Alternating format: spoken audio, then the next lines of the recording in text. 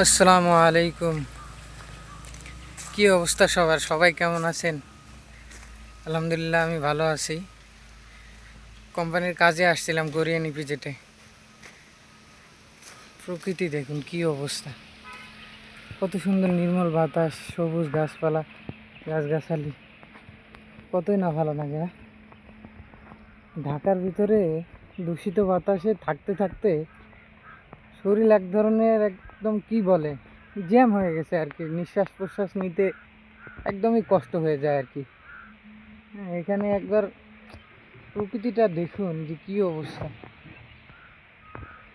এগুলোর ভিতরে আসলে মনে করেন যে থেকে যেতে মন চায় না যে আর যাই।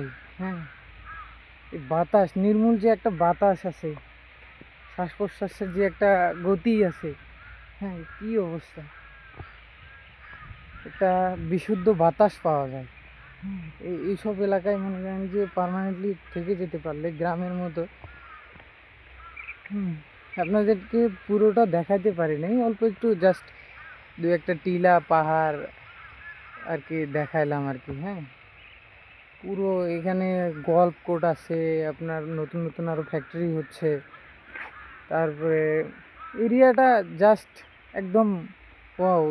আনোয়ারা উপজেলার হচ্ছে পাশ থেকে শুরু করে একদম কর্ণফুলী নদীর হচ্ছে পাশ পর্যন্ত একদম পুরো একটা ইয়াই হচ্ছে একটা ইপিজেড আর কি। কে ইপিজেড এটা হচ্ছে আপনার বেশিরভাগ আর কি কোরিয়ান একটা কোম্পানি হচ্ছে ইয়াঙ্গুন কোম্পানি, তারা আর কি এটা হচ্ছে সরকারের কাছ থেকে লিজ নিয়ে আর কি ফ্যাক্টরিগুলো বানাচ্ছে।